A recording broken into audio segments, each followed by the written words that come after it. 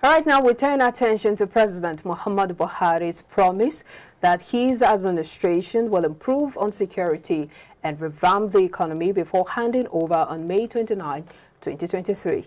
Buhari made this promise while receiving the executive members of the Catholic Bishops' Conference of Nigeria, CBCN, at the State House on Wednesday. According to Buhari, the gains recorded in security will be further consolidated and more attention will be given to the economy. The president said the security situation had improved over the years, particularly in the Northeast, where the focus had shifted to rebuilding infrastructure and reorientation on education. Well, joining us all back here in the studio is Charles Fakoha, iBrandTV senior analyst. Good to have you on the show. Yeah, it's nice to be here again. Yeah, good to have you back. Yeah. Well, President Buhari has now promised that his administration will improve security, revamp the economy before he hands over. Of course, we know the elections are closed. They're starting February 25, but he has about 4 months to hand over to the next administration. He's saying that he will do all of this before then. How feasible?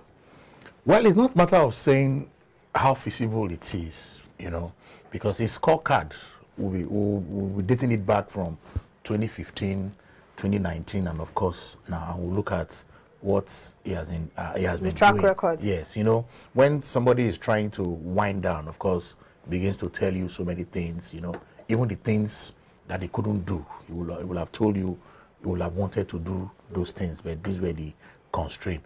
Yes, in the issue of security, we know that things really went bad for this administration in terms of security. And yes, they did their best. Went bad, and they still bad?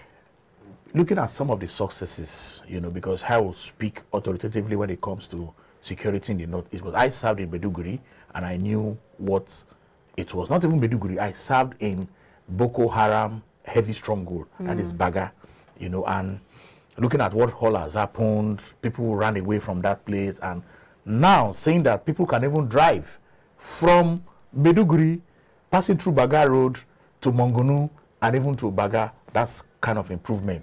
Even from looking at the Bonu North area, coming from Chibok, you know, to Maiduguri, yes, there's been an improvement. The army has actually taken control of so many areas. However, there are still some lapses here and there. And I wouldn't say the security forces did not do what they are expected to do.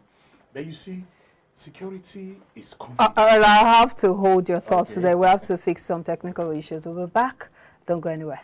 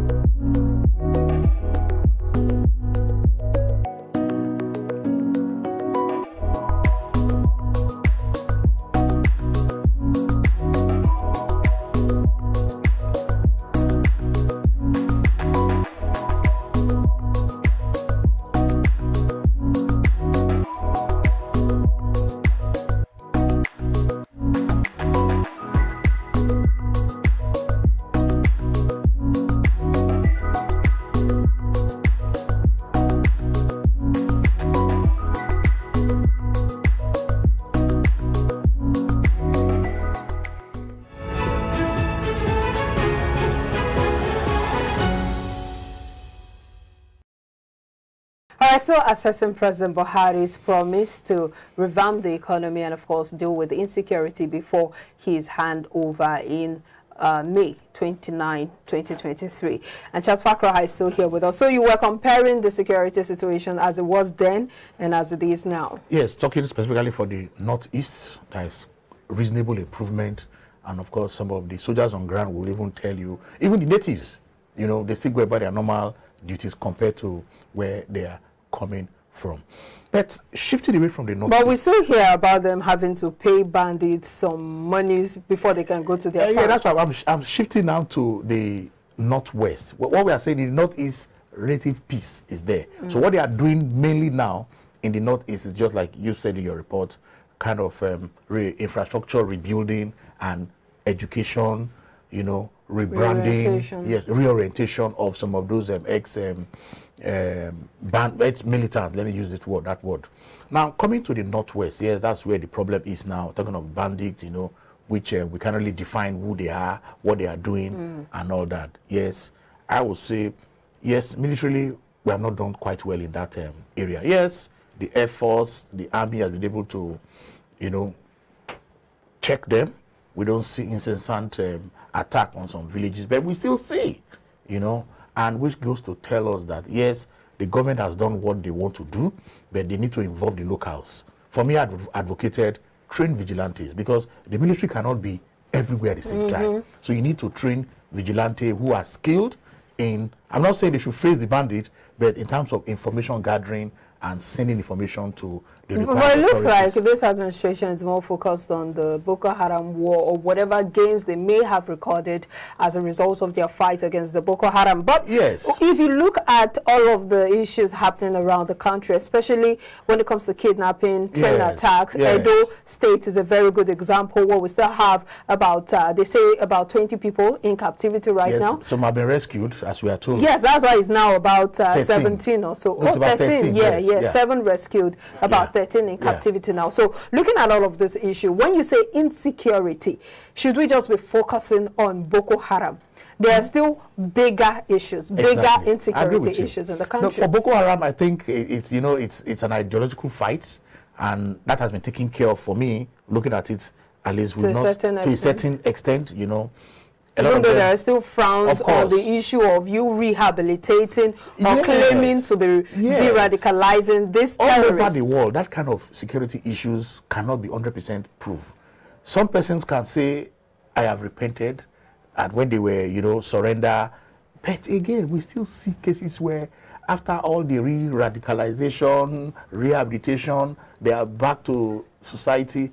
We still see some of them going back, you know, just even like somebody, giving information. Even like my people will say, you cannot completely cure a madman. Once in a while, he will still exhibit. So we have to deal with that. It's a known natural fact. You cannot completely eradicate that kind of radicalism. Yes, but to some extent, yes. And that's where the locals comes in. You know, you need to know each person.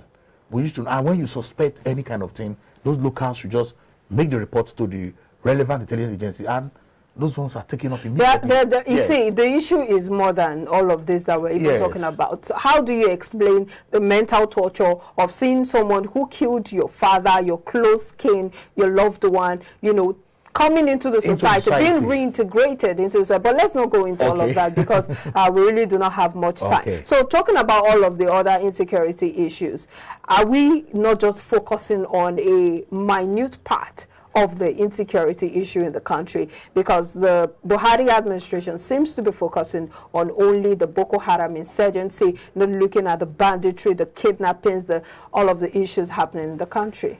Yes, I will say, I will disagree a little with you. You know, when it comes to banditry, the government is also focusing on it, and you can see the Nigerian Air Force has been attacks, you know, using their jets, bandit enclave, trying to, you know, dislodge them and all that. So is there a reduction? There is a reduction. But when it comes, you know, look at even the kidnapping.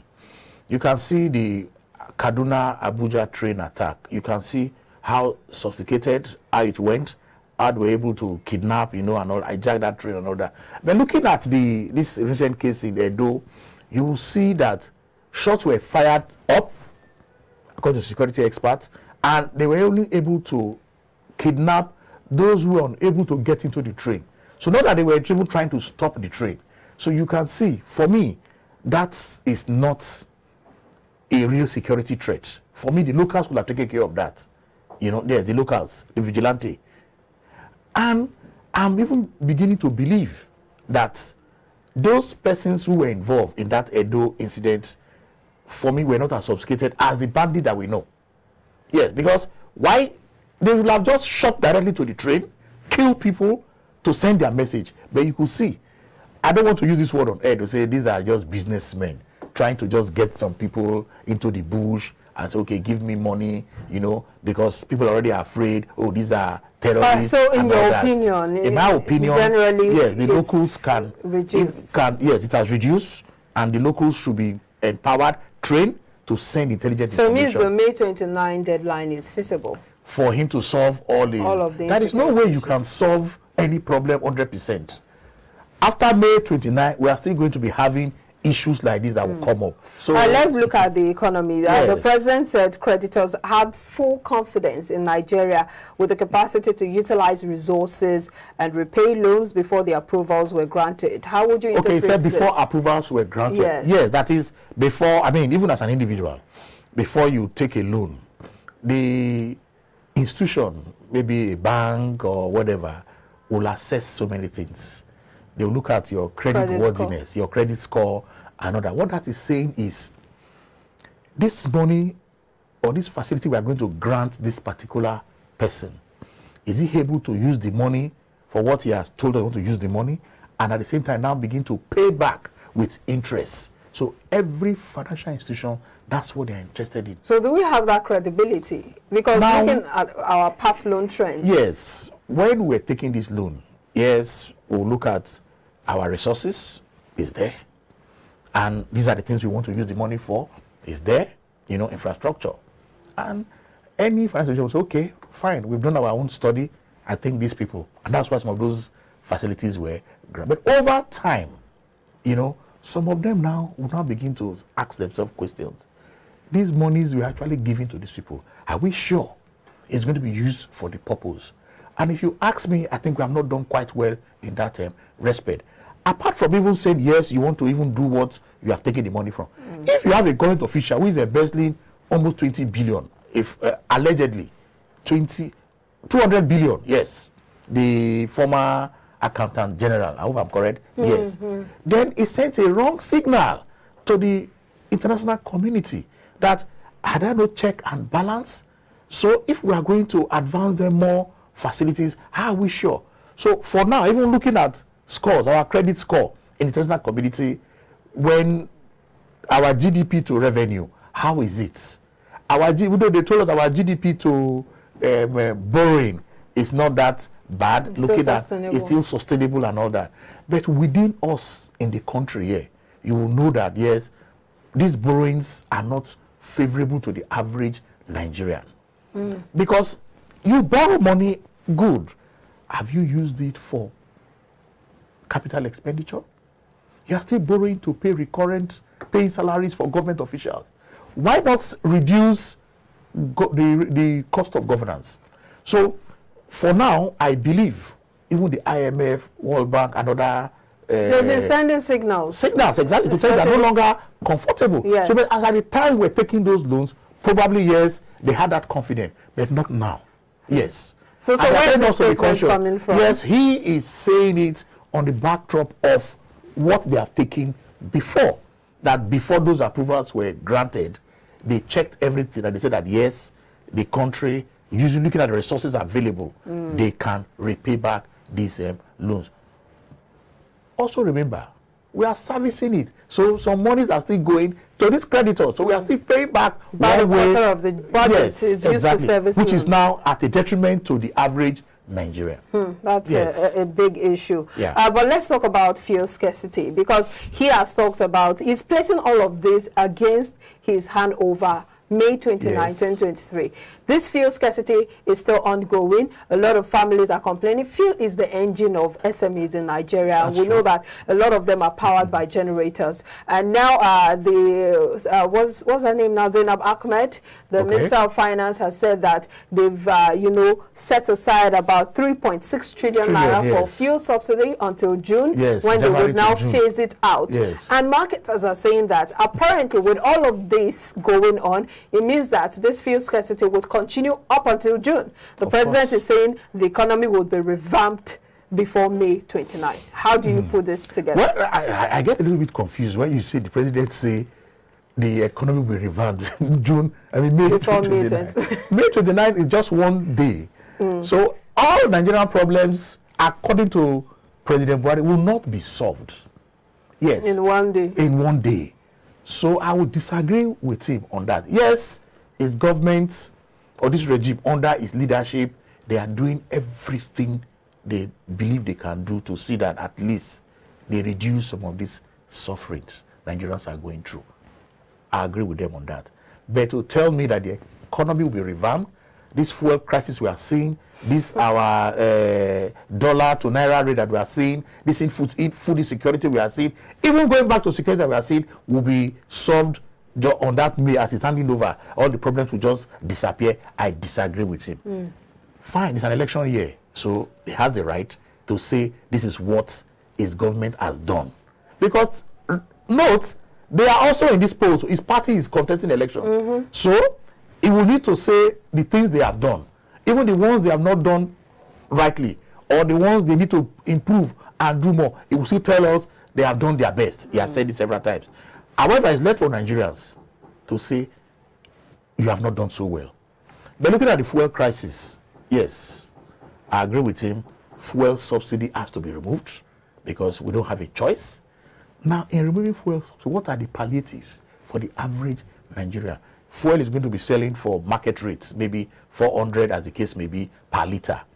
Now, well, it's already selling above that in different places. So does it make any difference again if, as at now, we're already buying it at 400, 350 and all that, and when we get to May 29, you remove the subsidy and we are getting it at that 400 naira per liter in June, at 400 per liter, it doesn't make any difference again to the average Nigerian. So we just have to prepare ourselves and see that, yes, this is where we are good. And of course, most importantly, let Nigerians also shine their eyes when they are going to cast their Well, I like the fact that you have put it so succinctly, the fact that all of Nigeria's problems cannot be solved in one day.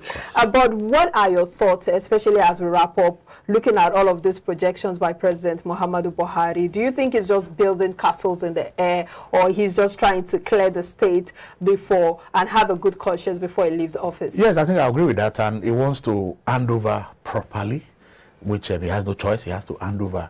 Whether if he has set a goal for himself 100% and is scoring himself maybe 80, that's his own scorecard. The average Nigerian will score him maybe probably 20%, 100, 30%, 50, as the case may be. But maybe those of them in his party or in the will score themselves maybe 80, 90. But the average Nigerian will also have their own say to score him. But for asking me personally what this government has done, I will score them 25%.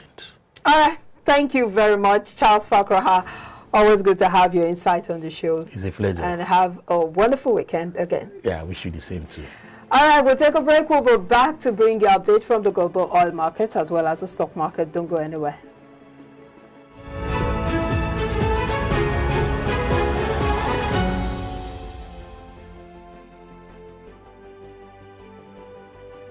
All right, let's bring you update from the oil markets now, where oil price